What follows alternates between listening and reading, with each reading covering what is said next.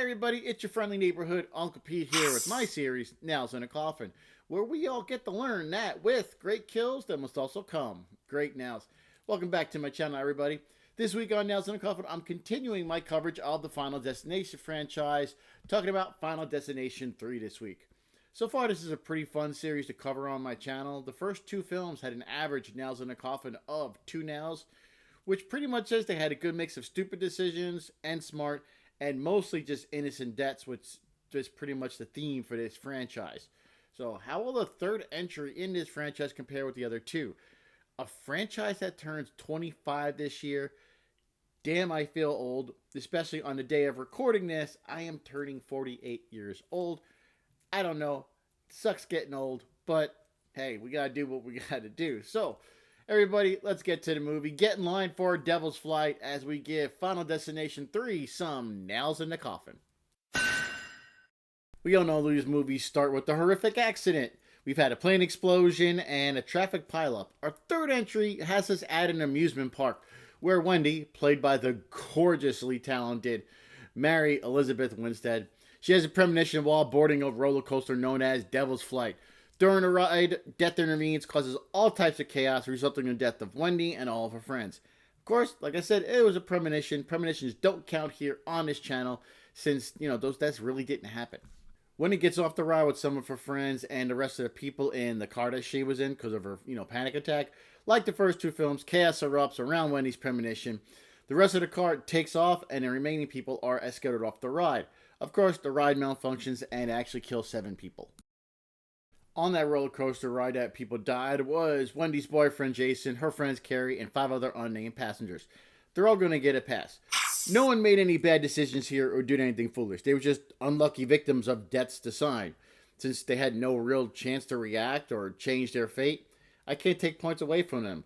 Plus, we only saw the tail end of the accident. There's not too much to go on, so these 7 individuals are going to get a pass. We're going to jump to the next death right away, and it's a duo with Ashley and Ashlyn. These two are getting into some tanning beds so they can get a fake tan, something I'll never understand. And they get comfortable and settle in for a relaxing session under the artificial sun, completely unaware that their vacation glow is about to turn into a little cremation. Water condensation drips onto the equipment, which of course is going to cause a malfunction, and the tanning beds activate their oven mode, which I guess all tanning beds have. Absolutely no safety features. A coat rack falls over, which knocks a bunch of shit everywhere, trapping the girls. They're stuck in, and the temperature's getting super hot, burning them both, glass breaking. Eventually, both beds catch fire, and the young women are both burnt to death. This duo is going to earn the first set of nails in Final Destination 3. And Ashley and Ashlyn, I'm going to give them both 2 nails in the coffin. Yeah, they were stereotypical airheads, but they didn't make any major mistakes here. Cranking the temperature up and bringing a drink into a tanning bed isn't exactly smart, but it's hardly a death sentence. I mean, it was a clear case here of death just being a dick to get the job done, which is why Ashley and Ashlyn are going to earn themselves 2 nails in a coffin apiece. Next up on the chopping block is Franklin. Wendy and Kevin are sitting in a car at a drive-thru. They're trying to figure out Death's next victim and how that person's going to meet their end. Well, Death's plans start and a runaway truck starts to speed down a hill heading towards them. They notice this, they try to escape, but they're pinned in thanks to another truck. Like Weird Al, they're trapped in a drive-thru, but Wendy and Kevin are actually frantically trying to get out of harm's way, not ordering a cheeseburger. The truck is speeding towards them. With seconds to spare to actually get out of the way, however, the truck does slam into another vehicle, sending the engine flying through the air and to the back of the head of Franklin, killing the young man before he even knows what hit him. This was kind of an easy one to wait because Franklin didn't do anything foolish and we didn't even know he was in front of them at the time. So he gets 2 nails in a coffin. He was just sitting in his car waiting for his food. He didn't notice the truck speeding towards him. And as I said a bit ago, yeah, he just never even had a chance to do anything, which was neither smart nor stupid. So if you've been watching this series for a while, it's going to be a typical 2 nails in the coffin kill because, yeah, the person didn't have much of a chance. The next death is another quick one, but it is brutal. Lewis is at the gym working out intensely while Kevin, he's kind of desperately trying to warn him that death may have him in his sights. But Lewis really isn't too interested. He's just focused on and too pumped for seriously pulling the seated row machine, slamming the weights. That is until the equipment slowly malfunctions and the weights snap loose and crash together with deadly force, crushing Lewis's head into a bloody pulp. This one was a bit tougher to rate, but I'm going to give Lewis 1.5 nails in a coffin. He really wasn't completely innocent here. I mean, if he wasn't slamming the weights, they may not have failed and killed him. So I technically have to say his actions directly affected his deadly outcome. If he wasn't slamming the weights like that, they may have broke, they may not have. Not sure. Death played his part, but I do feel Lewis has to take on some ownership because when you're in the gym, you're really not supposed to be slamming the weights around like that because equipment can, malfunction as it is. So the best I can really give Lewis is 1.5 nails in the coffin. Erin is Death's next intended victim, working alongside Ian when Kevin and Wendy arrive again to warn them. Wendy examines one of the photos and she sees Death is about to strike, and at the last second she shoves Ian out of harm's way from some falling wooden stakes, saving the young man's life. Large pieces of wood are raining down on the floor, narrowly missing Kevin, Wendy, and Ian. During this chaos, Erin gets knocked back with her head hitting a nail gun, which was activated, and she's killed in a very gruesome way. Surprisingly, I don't get to make this pun too often, so I gotta take my shot while I can. Erin got nailed with 2 nails in a coffin. She was another innocent victim in Death's plan. She saw the danger of the falling wood, and she did back up out of the way. She didn't just stand there, but it just wasn't enough to thwart Death this time, which so far in this franchise, it happens a lot. Just Death going to take care of you no matter what. I mean, obviously, it's the whole theme, so Erin, in probably one of the most horrific ways to die that I've seen in this franchise, just the sheer time it took her to die, ugh. I'm going to give her 2 nails in the coffin. It's the local tricentennial celebration, and it's where our next victim's going to die. After Kevin saves Julie from a wild horse that was dragging her across the ground to her death, courtesy of Death's plan, we also find out who our next victim is. So Perry, who is sitting next to Julie on the roller coaster, she's killed after a sequence of deaths and wents that sends a flagpole flying through the air, which impales her. In one of the lamest kills in the franchise, compared to the one right before this, which was one of the best kills in the franchise, or the most horrific, I should say, I'm going to give Perry 2 nails in a coffin. Not too much to go on here. She was barely in the movie, and when she wasn't killed, all she did was stand up, look confused, and then she was impaled. Yeah, not a fan of this 2 nail in the coffin death. It could have been left out of the movie entirely, and nothing would have changed. Ian's time is up. Kevin and Wendy are still reeling from the chaos that's surrounding him in the park right now. Wendy just figured out that Ian is actually next, and in all the chaos surrounding them, Ian is closely approaching. Ian is now ignoring the warnings of Wendy. He thinks it's actually Wendy's fault that Erin was killed.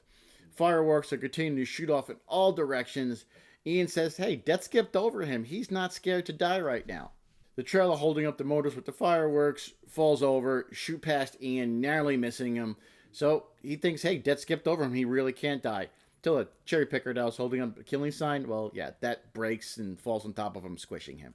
Getting close to the end of the movie now with Ian's death, which is awarded 1.5 nails in a coffin. I had to take some points away from him because this was another death in the franchise where someone is tired of running from death, so they start tempting fate so much. So this is what Ian was pretty much doing. Another reason why I can't give him 2 nails in a coffin is because when the sign above him started to move, he just kind of froze and never even attempted to move out of the way. Not saying he could have avoided it, but he looked up, saw it moving, and he didn't think, hey, instinct, reflex, move, jump. He did none of that, so I gotta take points away and give him 1.5 nails in the coffin. This brings us to the end of the movie. It's 5 months later, and Wendy's on a subway with some of her friends from college. She soon realizes, hey, Kevin and Julie are also on the subway car.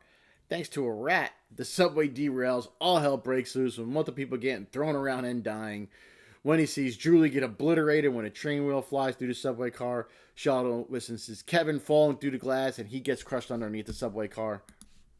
The subway car finally screeches to a halt after tearing open, hurling Wendy from its shattered frame. She's kind of dazed and injured, and she starts to move and try and regain her surroundings.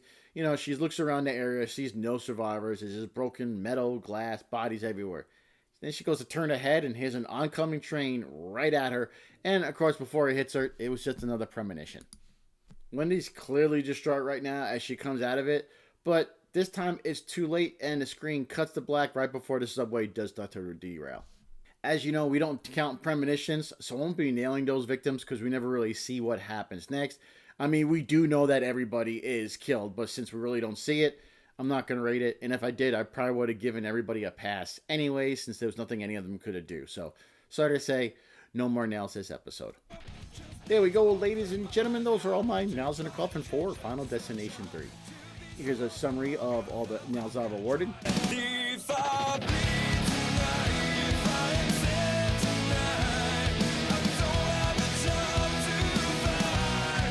The average Nails in a Coffin is 1.86 nails, just slightly under the average Nails in a Coffin for the first two films in the franchise. This kind of makes sense to me since most of the kills in the franchise are kind of designed to be 100% fatal, where the victim is dead no matter what. It kind of obviously it's the whole theme of the franchise. This one is just slightly less than the others. Mostly two nails in a coffin, with only two being, less at 1.5, was why it was just slightly lower. I didn't see anybody do anything valiantly try and save themselves here because they really weren't given much of a chance. And my Golden Hammer Award goes to, and remember, the Golden Hammer goes to any victim or survivor that stood out in the film above the others, either showing great intelligence, bravery, initiative, gumption, whatever. This week, of course, it is going to go to the beautiful Mary Elizabeth Winstead, who played Wendy. Yeah, she was the best part of this film, hands down. Loved her. I even think she was the best actor in this entire film. She really put into it all. She was better than this film. And just for that reason alone, I'm going to give the Golden Hammer Award to. Thanks for watching, everybody. Please like, comment, share, and subscribe. All the usual stuff. I'd really appreciate it. I'll see you here next time when I cover the Final Destination, aka Final Destination 4, which was also in 3D. And it was supposed to be the last Final Destination, but obviously it's not, because we got two after it. But I will see you next week when I cover that film in spectacular 3D. Till then, take care, stay safe, be good to each other. I am your friendly neighborhood Uncle Pete. Remember, with great kills, there must also come great nails.